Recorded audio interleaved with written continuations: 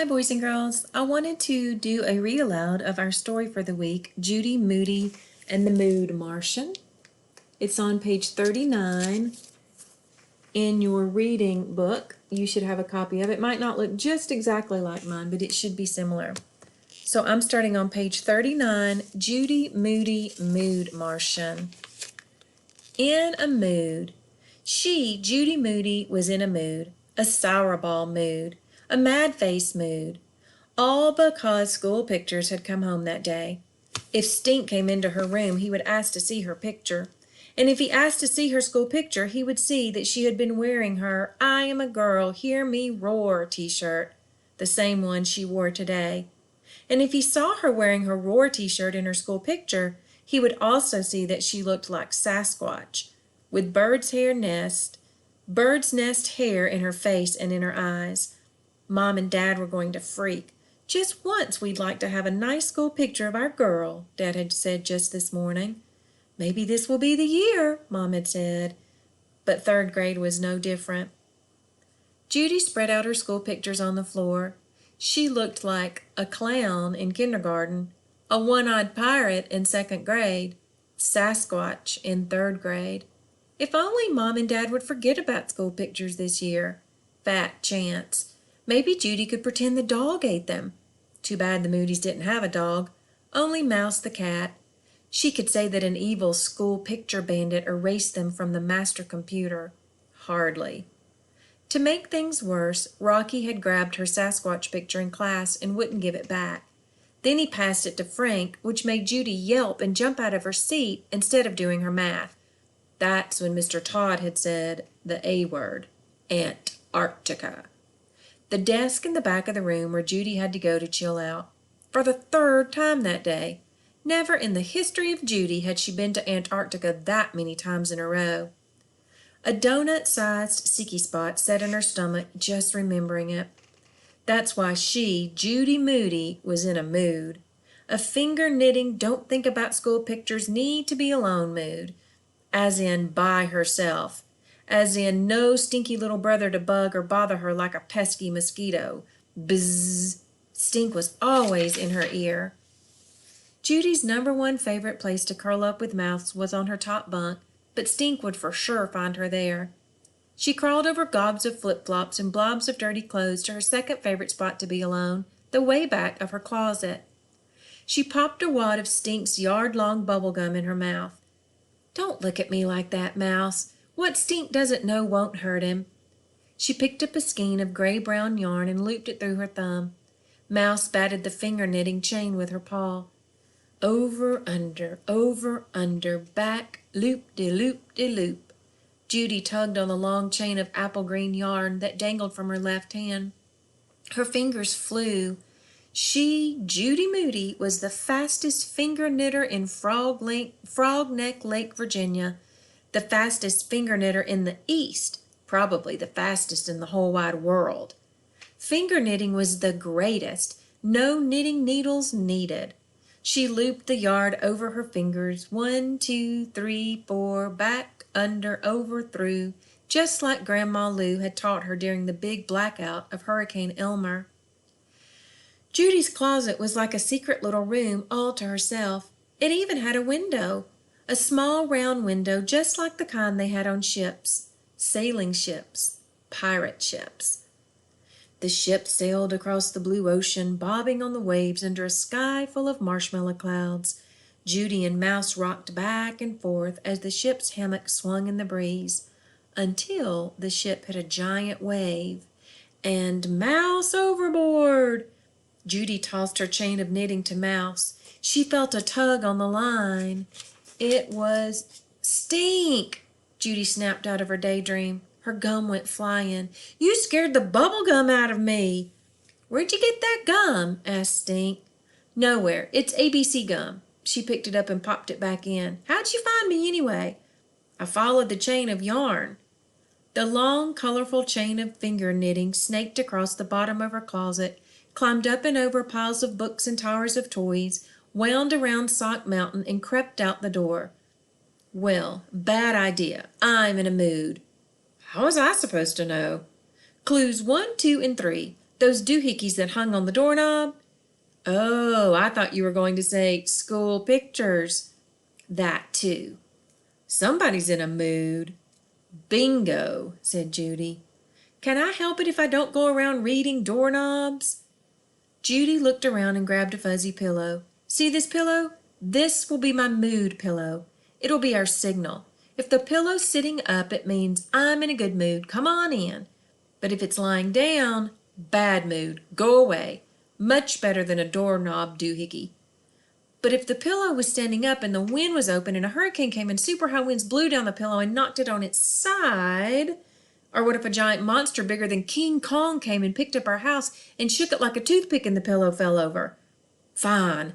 Judy plucked a marker from her pencil box. She set the pillow in her lap. On one side she drew a happy face for good mood. On the other side she drew a frowny face for bad mood. This will be my mood pillow. Happy face means come on in. Frowny face means go away. Judy leaned the pillow against the wall, frowny face out. The pillow has spoken, Stink. I'm on page 46, the Jessica experiment. She, Judy Moody, had an idea. A not bad mood idea. She was going to try to be in a good mood for one whole week. Judy asked her friends, "Hey guys, what puts you in a good mood?" "When I do a really good magic trick, like the fake finger trick," said Rocky. He pulled his index finger, pretending to yank it off. "If everybody claps and is amazed, it puts me in a good mood." "Uh-huh," Judy scribbled a note to self. "I get in a good mood when I'm done with my homework," said Frank. Uh-huh. Judy looked at her notes. Next, it was Amy's turn. "Writing stories puts me in a good mood. I dream up stuff and make it into a book and illustrate it." Judy scribbled some more. She looked at her notes. 1. Magic trick. 2. Homework. 3. Write a story. "I can do this," said Judy. "Do what?" asked Amy. "Yeah, do what?" asked Rocky and Frank. Nothing. Never mind." Judy ran home and took out her list. Magic trick. She tried a magic card trick on Stink, but all she did was spill the deck of cards everywhere. Homework. Judy did not see how homework would put her in a good mood. She crossed it off the list. Write story. Judy tried to write a story. This story could go on and on and on. What a lemon head. Writing a story was not putting her in a good mood. Who else could she get ideas from? Mom? Dad? Stink? It had to be somebody smart, and somebody who never got sent to Antarctica. Wait just a ding-dong minute. What could be more perfect than to talk to little Miss Perfect? Somebody who brushed her hair every day and followed all the rules and got good grades and had never even been near Antarctica. Somebody who had a happy magic 8-ball. Jessica A+ Finch. Of course.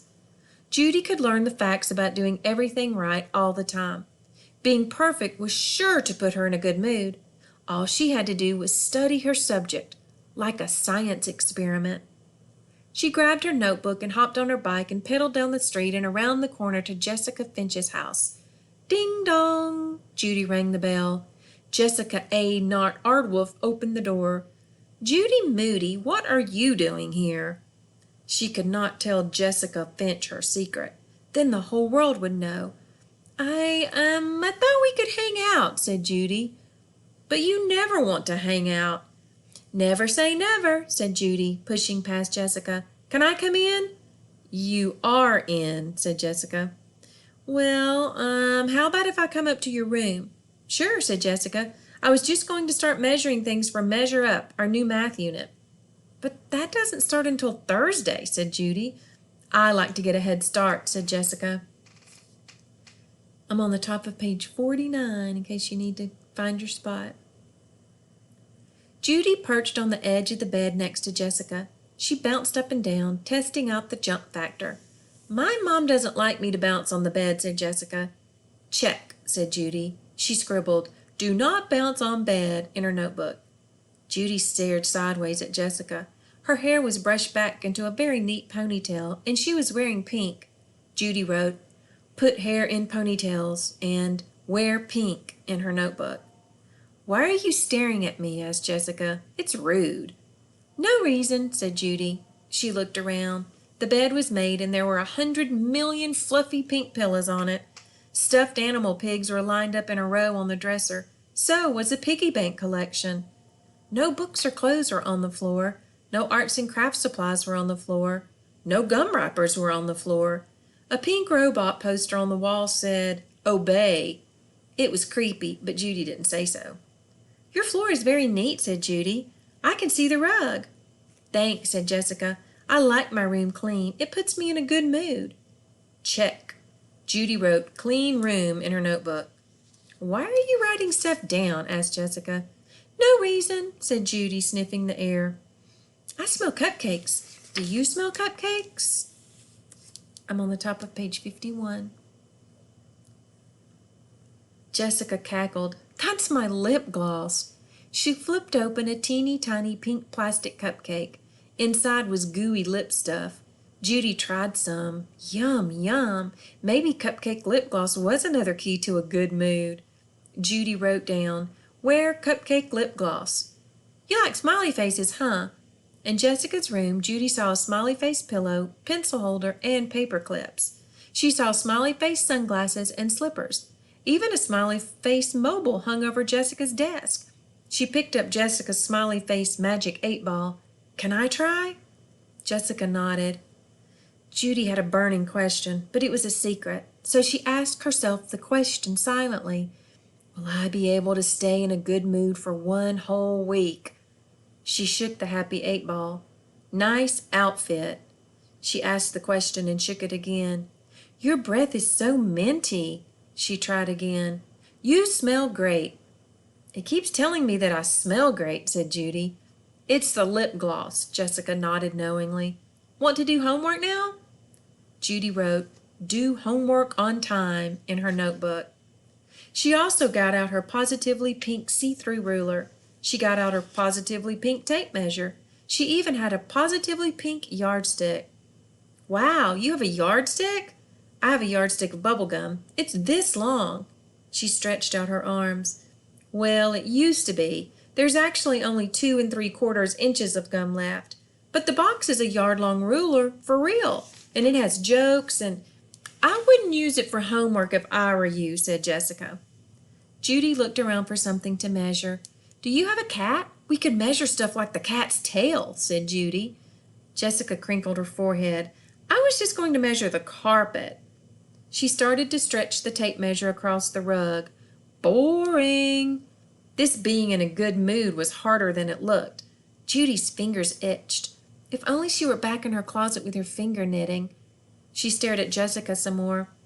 "Do you ever miss the bus to school?" Judy asked. Jessica wrinkled her forehead again. "Why would I do that?"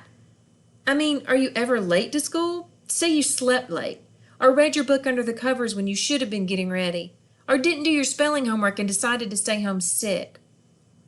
"I always do my spelling homework. I never fake sick, and I have a walkie-talkie," said Jessica. She pulled an alarm clock with wheels from her nightstand. "It beeps like a robot and jumps off my nightstand when it's time to get up. I have to get out of bed to chase it around." "Can I try?" asked Judy. "Sure." Jessica set the clock to go off in 1 minute. They waited. They waited some more. "Beep, beep." Walkie-talkie leaped to the floor. "Out of bed, sleepyhead." It zoomed across the carpet. "Up and at 'em, madam." It zoomed under the bed. "Rise and shine, friend of mine." Judy chased it all around Jessica's room. "Wow," said Judy. "It walks, it talks, it rhymes, it chimes." She wrote down, "Get walkie-talkie so I'm never late," in her notebook. "That was fun. Let's do it again. This time—" "It's not really a game," said Jessica. She put the clock back on her nightstand. "Come on, let's do our homework." Jessica looked at her to-do list. She had a lot to learn about being in a good mood. "I can't," said Judy. "I have to go finish my science experiment." "Science experiment?" Jessica sat up straight. Her eyes got wide. "What science experiment? We don't have any—" But Judy was already down the steps and halfway out the front door. Yippee skippy. I'm on page 54. Spaghetti Yeti. First things first.